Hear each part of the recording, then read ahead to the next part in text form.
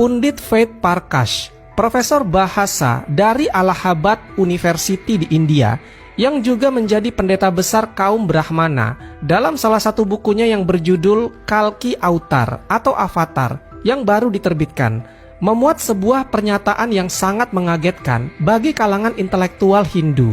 Sang profesor secara terbuka dan dengan alasan-alasan ilmiah mengajak para penganut Hindu untuk segera memeluk agama Islam. Ia telah menyerahkan hasil kajiannya kepada 8 pendeta besar kaum Hindu, dan mereka semua menyetujui kesimpulan dan ajakan yang telah dinyatakan di dalam buku. Semua kriteria yang disebutkan dalam buku suci kaum Hindu atau Weda tentang ciri-ciri Kalki Avatar sama persis dengan ciri-ciri yang dimiliki oleh Rasulullah SAW yang lahir di Mekah. Menurutnya, dalam kitab Weda, sosok Kalki Avatar akan menjadi pembawa risalah terakhir atau Prophet of Bhagwan untuk menuntun seluruh dunia. Menurut ramalan Hindu, Kalki Avatar akan lahir di sebuah jazirah atau island, dan itu di wilayah Arab yang dikenal sebagai Jaziratul Arab. Dalam kitab suci Hindu, menurut Profesor Prakash, bapaknya bernama Wisnu Bhagat dan ibunya bernama Somanip.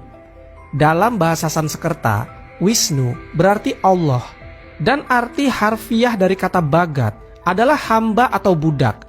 Dalam bahasa Arab berarti abdun. Oleh karena itu, Wisnu Bhagat dalam bahasa Arab berarti Abdullah atau hamba Allah. Sedangkan Somanip dalam bahasa Sanskerta berarti damai dan tentram, yang dalam bahasa Arab berarti kata Aminah.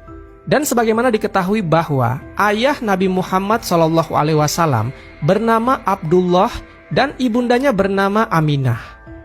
Dalam kitab Weda juga disebutkan bahwa Kalki Avatar akan lahir di kaum yang dihormati dan mulia di tanahnya. Dan ini juga berlaku dalam kasus Nabi Muhammad SAW, karena ia lahir di suku Quraisy yang sangat dihormati di Mekah. Disebutkan pula bahwa Kalki Avatar akan diajarkan dalam sebuah gua oleh Bhagwan melalui utusannya sendiri. Hal itu mengingatkan kisah Nabi Muhammad SAW dalam Gua Hiro saat didatangi oleh malaikat Jibril dan mengajarkannya tentang wahyu Islam pertama kali. Tertulis dalam buku-buku Hindu bahwa Bhagwan akan memberikan Kalki Avatar dengan kuda tercepat, dan dengan bantuan kuda itu dia akan naik di seluruh dunia dan 7 langit. Ini isyarat tentang Buraq dalam peristiwa Isra Mi'raj Nabi Muhammad SAW. Selain itu, ditulis pula bahwa Kalki Avatar akan diperkuat dan dibantu oleh Bhagwan. Dalam kasus Nabi Muhammad SAW, beliau dibantu dan diperkuat oleh Allah Subhanahu wa Ta'ala melalui malaikat-malaikatnya dalam perang Badar. Kitab Hindu juga menjelaskan bahwa ada ayat-ayat ramalan tentang kedatangan Nabi Muhammad SAW. Ayat-ayat itu disebut dalam Bhavisha Purana. Pratisarga Parva 3, Kan 3, Adhyay 3, Sloka 10-27. Arya Dharma akan tampil di muka bumi ini. Agama kebenaran akan memimpin dunia ini.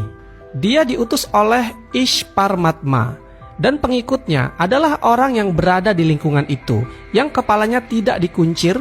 Mereka akan memelihara jenggotnya dan akan mendengarkan wahyu. Mereka akan mendengarkan panggilan sholat, dan mereka akan makan apa saja kecuali daging babi. Mereka tidak akan disucikan dengan tanaman semak-semak atau umbi-umbian. Akan tetapi mereka akan tetap suci di medan perang. Mereka akan dipanggil dengan Musalaman atau perantara kedamaian. Selanjutnya, di dalam Attar Vaveda 20, Him 127, Sloka 1-14, disebutkan kalimat yang mengisyaratkan bahwa Nabi Muhammad SAW akan terungkap kemudian. Mantra 1 mengatakan, ia akan disebut Nara Sangsa. Nars artinya orang, sedangkan Sangsa artinya terpuji. Jadi Nara Sangsa adalah orang yang terpuji. Sementara di dalam bahasa Arab, nama Muhammad memiliki arti orang yang terpuji. Sehingga Narasangsa dalam bahasa Sanskerta identik dengan Muhammad dalam bahasa Arab. Selanjutnya, dalam mantra 2 mengatakan, ia adalah resi yang naik unta. Itu artinya, dia bukanlah seorang bangsawan India. sehingga jelas tokoh ini bukanlah dari golongan Brahmana, akan tetapi seseorang yang asing. Selanjutnya dalam Samaweda Untara Cikar, mantra 1500, mengatakan Ahmad akan dianugerahi undang-undang abadi. Yang dimaksudkan undang-undang abadi di sini adalah Al-Quran. Dan Al-Quran merupakan salah satu mukjizat terbesar Nabi Muhammad SAW. Di sisi lain, nama Nabi Muhammad SAW diramalkan dengan nama Ahmad pada banyak bagian di kitab Weda. Bahkan tak kurang dari 16 tempat berbeda dalam kitab Weda. Agama Hindu termasuk agama tua di dunia. Meski tidak ada kejelasan kapan lahirnya, namun dalam sejarah dikenal ada 3 periodisasi. Yang pertama, perkembangan agama Hindu di India pada zaman Weda, tahun 6000 sampai 2000 sebelum Masehi. Kedua, perkembangan zaman Brahmana, tahun 2000 sampai 1500 sebelum Masehi. Ketiga, zaman Upanishad, tahun 1500 sampai 500 sebelum Masehi. Jadi diperkirakan Hinduisme ini telah ada kira-kira 6500 tahun sebelum kedatangan Islam.